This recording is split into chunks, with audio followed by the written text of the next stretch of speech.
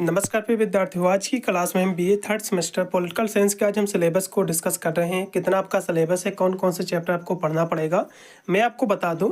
इसमें बच्चों टोटल आपके 8 आपके चैप्टर हैं, 8 आपकी यूनिट हैं और हमारी सारी की सारी जो है इसकी यूनिट हमारी कंप्लीट हो चुकी हैं।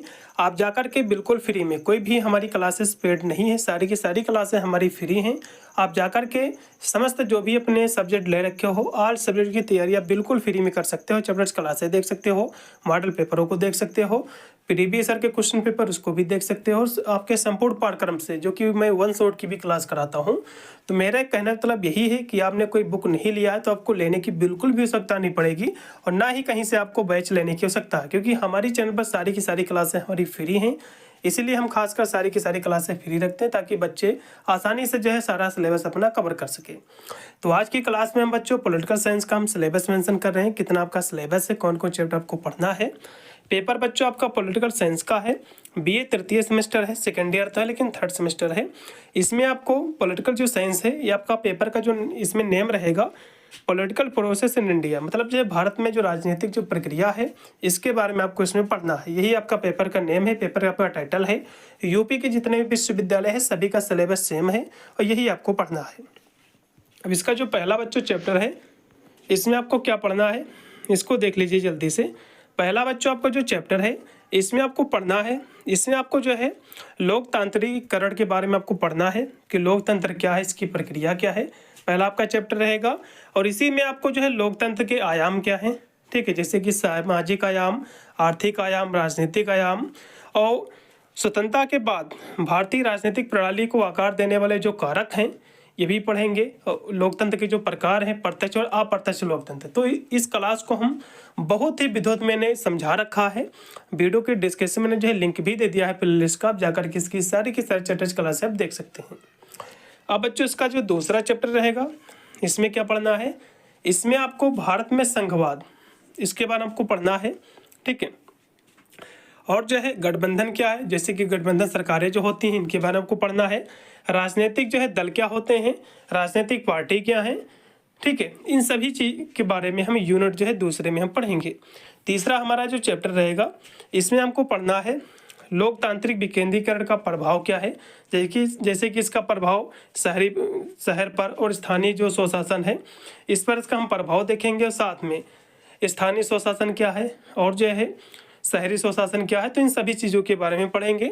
और भारतीय संविधान का जो 73वां और जो 74वां जो संशोधन अधिनियम है इसके बारे में भी हम पढ़ेंगे, ठीक है। उसके बाद देखिएगा हमारा जो चौथा चैप्टर रहेगा इसमें पढ़ना है कि प्रेशर ग्रुप क्या है, जिसको हम हिंदी में दबाव समूह कहते हैं, ठीक है। उसके बाद है मतदान क्या है, मतदान व्यवहार के निर्धारक क्या है, जाति के आधार पर राजनीति और जो है चुनावी सुधारों की आवश्यकता क्या है, चुनाव सुधार के लिए क्या जो की आवश्यकताएं हैं इसकी, अलगाव क्या है और समायोजन की राजनीति, इन सभी चीज़ों के बारे में पढ़ेंगे। फिर बच्चों हमारा पांचवा जो चैप्टर रहेगा इसमें हमको पढ़ना है कि भारत में जो धर्म की राजनीति होती है इसके बारे में समझेंगे, धर्मपेक्षता क्या है इस पर हम बहस करेंगे।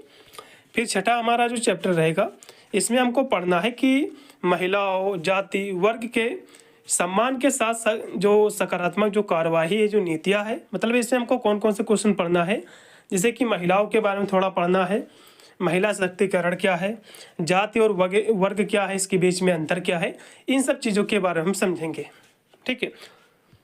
उसके बाद हमारा सातवां जो चैप्टर रहेगा इसमें हमको पढ़ना है कि राष्ट्र निर्माण की जो चुनौतियां हैं, जैसे कि राष्ट्र निर्माण की बहुत सारी चुनौतियां हैं, जैसे कि भारत इतना बड़ा देश है, विभिन्न प्रकार के लोग रहते हैं, विभिन्न प्रकार की भाषाएं उनके जो कि विभिन्न प्रकार के यहाँ जो कि धर्मों के लोग रहते हैं, तो सबकी अलग अलग कल्चर है, वेशभूषा है, ठीक है, रहन सहन है।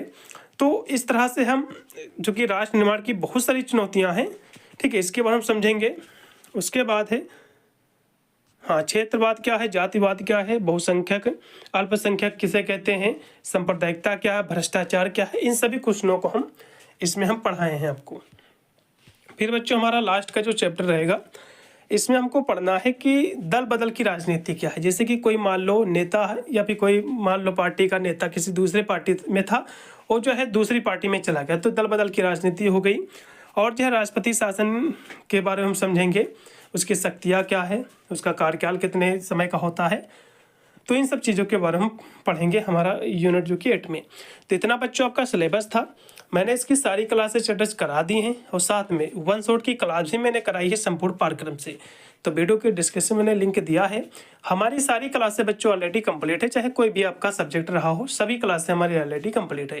तो जाकर के अपनी सारी की सारी जो कि क्लासें आप ज्वाइन कीजिएगा, इन्हीं क्लासों से आपका पेपर बन के आएगा। इससे बाहर कोई भी क्वेश्चन आपको देखने को नहीं मिलेगा। और चैनल को सब्सक्राइब भी कर लीजिएगा, क्योंकि समस्त क्लास आपको यहाँ पर मिल जाएगी बिल्कुल फ्री में। मिलता है वीडियो के लिए, तब तक सभी को thank you for watching this video.